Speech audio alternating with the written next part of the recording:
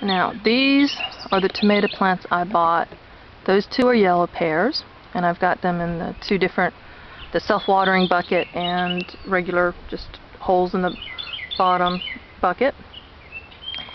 And I got a cherry tomato in the back and a black cherry in the front. Now, when I bought this black cherry, there were two other seedlings in there.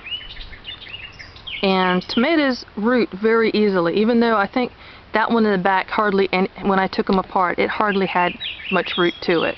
Look at it. That was just 3 days ago. Look at these flies are driving me nuts. Well, I'm already nuts. Anyway, I am not going to pull these bottom suckers off. I'm going to try to do what Praxis did, and hopefully these cages are just not necessary. But I've got them, so I'm using them. But his tomato plants, the way they made legs with the bottom stems, bottom leaf, and these became huge. And it just became a bush, and he was like knocking it around, and it wasn't staked or caged in any way. It was very healthy looking.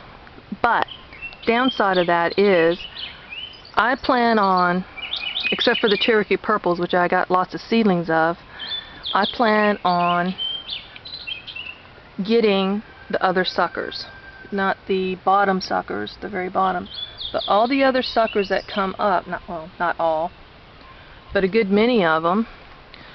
As soon as they get to like this size there, I am going to pinch off and put in the bottoms into rooting hormones, which they probably don't even need, and then pot them up again and water them really well.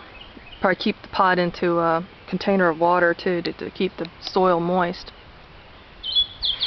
The equivalent of having them in a glass or a cup. And try to get some more of the other varieties that I didn't have time to start from seed. And that way it gives me a head start, because, you know, already this is as far as the Cherokee purples have gotten. And I've got so many of those. I love those. I hope to be canning a whole bunch of it this year. Hardly any made it into the house before. They're so delicious.